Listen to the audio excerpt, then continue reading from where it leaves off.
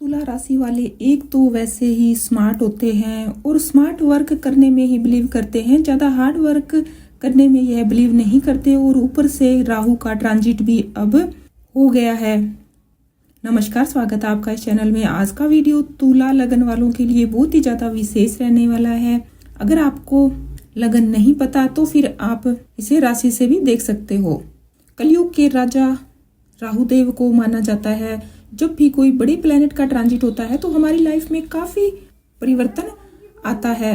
राहुदेव केतुदेव एक राशि में 1.5 साल रहते हैं और यह अब आपके 5th हाउस में आ रहे हैं। यानी कि राहुदेव पहले 18 महीने से आपके 6th हाउस में थे, अब यह आपके 5th हाउस में आ रहे हैं। राहुदेव और केतुदेव हमेशा रेट्रो होते हैं, तो यह बैकवर्ड ही चलते हैं। अगर आपके बर्थ चार्ट में राहुदेव की पोजीशन अच्छी है, आपने उपायों के द्वारा या आपने कुछ प्रैक्टिकल रेमेडीज के द्वारा, व्यवहार के द्वारा राहुदेव को शुभ कर रखा है, तो जो यह राहुदेव का ट्रांजिट हो रहा है यह आपके लिए बहुत ही लाभकारी रहने वाला है। आप वीडियो पूरा देखिए ताकि सारी बात आपको समझ में आ जाए। बहुत ही आसान तरीके से यहाँ पर मैं आपको बताऊंगी।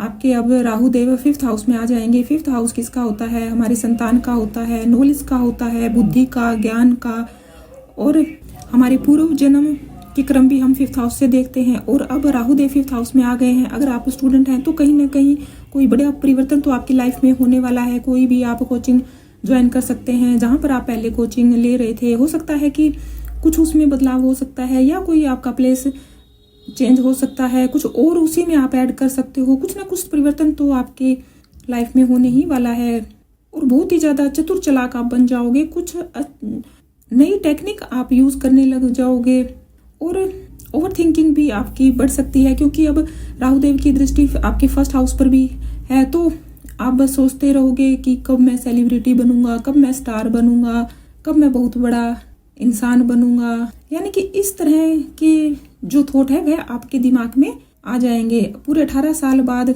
आपको राहुदेव अब बहुत ही ज़्यादा चतुर चालाक बनाने के लिए यहाँ पर आ गए हैं। आपकी मेंटलिटी ऐसी हो जाएगी कि हर कार्य आप शॉर्टकट से करोगे, शार्प माइंडेड आप हो जाओगे। पहले आपको जो धोखा मिलता था किसी भी चीज़ में, चाहे आप बिजनेस में थे या आप कोई व्यापार में थे, आपको धोखे तो मिले होंगे। पीछे 1 साल 1.5 साल तक का आपका टाइम पीरियड जो भी है, आप दूसरों का भला करना चाह रहे थे, लेकिन आपको उसमें ज़्यादा अच्छे परिणाम नहीं मिले होंगे। लेकिन अब आप अपने ऊपर फोकस करोगे। अब आप हर चीज़ में देखोगे कि किस में क्या फ़ायदा हो रहा है, कहीं मेरा नुकसान तो नहीं हो रहा है। अपने काम को लेकर आप काफ़ी फोकस हो जाओगे, अपने काम को लेकर काफ़ी अलर्ट आप हो जाओगे। नए नए आइडियाज़ अब आपके माइंड में आएंगे, उन आइडियाज़ पे आप काम भी करोगे। अगर आप कोई जॉब में हो उसमें कुछ नया ऐड ऑन हो सकता है, कंप्यूटर से रिलेटेड, इंजीनियर से रिलेटेड, कोई आईटी इंजीनियर, टेक्निकल कुछ भी आप ऐसा काम करते हो तो उसमें बड़ा परिवर्तन हो सकता है। और इस बात का ध्यान रखना है कि 5th हाउस हमारे लव रिलेशन का भी होता है, तो इसमें आपको ज़्यादा ध्यान देने की आवश्यकता है। यानी कि कोई शंका आपके मन में आ सकती है, कोई डाउट आपके मन में आ सकता है, तो ज़्यादा आप आर्गूमेंट में ना पड़िए, सोचिए समझिए, स्थिति को संभालिए, फिर ही कोई आप निर्णय लीजिए। खासकर स्टार्टिंग के 4-5 महीने काफ़ी मतभेद होने वाले दिखाई दे रहे हैं, तो आप पहले से ही ध्यान रखिए। अगर आप शादीशुदा हो, संतान की चाह आपको है, तो फिर मैं यहाँ पर कुछ उपाय बताऊंगी, वह आप जरूर करिए। क्योंकि राहुदेव जब 5th हाउस में ट्रांजिट होता है तो कुछ प्रॉब्लम क्रिएट कर सकता है। अगर बर्थ चार्ट में 5th हाउस में राहुदेव है तो संतान प्राप्ति में थोड़ी डिले हो सकती है। और बर्थ चार्ट में अगर 5th हाउस में राहुदेव है तो वह मल्टीपल अफेयर भी करवा सकता है। संतान को लेकर भी आप काफ़ी अलर्ट हो जाओगे।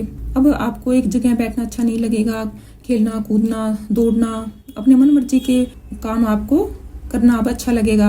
राहुदेव 5th हाउस में बैठकर आपके 11th हाउस पर दृष्टि डालेंगे। 11th हाउस किसका होता है? हमारे डिजायर का होता है, हमारे गेन का होता है। तो डिजायर तो आपकी काफ़ी बढ़ जाएगी। अब आप छोटा नहीं सोचोगे, कुछ बड़ा ही सोचोगे, बड़ा गेन आपको हो सकता है। बस आप शॉर्टकट से बचिए, धर्म क्रम के कार्य करते रहिए, क्योंकि देवगुरु बृहस्पति भी आपके 9th हाउस में आ गए हैं। भाग्य का साथ तो आपको मिलने ही वाला है। तो पहले से ही अगर आप ध्यान रखोगे, आपके बर्थ चार्ट में प्लैनेट की स्थिति अच्छी है, तो यहाँ पर आपको कोई भी परेशानी नहीं झेलनी पड़ेगी।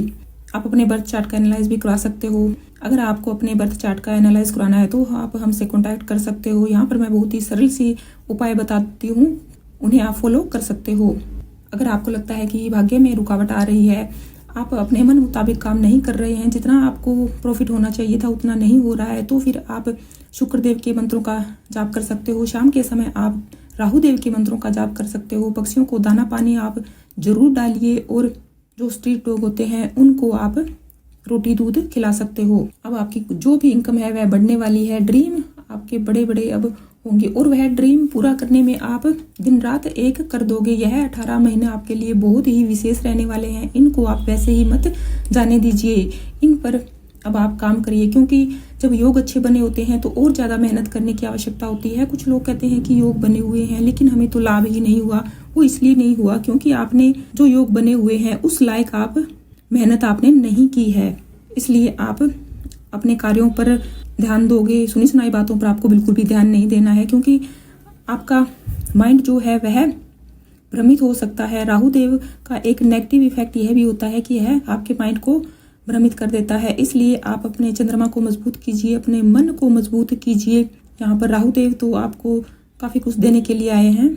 यह सिर्फ अब आप पर ही डिपेंड करता है कि आप राहु देव से कितना कुछ ले रहे हो, और बाकी प्लैनेट आपके किस पोजीशन में है इस पर भी डिपेंड करता है। देवगुरु बृहस्पति की ट्रांजिट आपके लिए बहुत ही विशेष है, क्योंकि यह आपके भाग्य भाव में आ गए हैं और यह आपके थर्ड हाउस को भी देख रहे हैं। आपका पराक्रम अब बढ़ जाएगा। पहले आप कोई काम करने के लिए जैसे थोड़ा आपको डर था, मन में कोई संशय था, तो वह अब खत्म हो जाएगा। आगे बढ़िए और अपने कार्यों को आप पूरा करिए। जो भी आपके सपने हैं वह आप पूरा करिए। कमेंट बॉक्स में अपने इष्ट देव के प्रति आभार जताना मत भूलिए। धन्यवाद।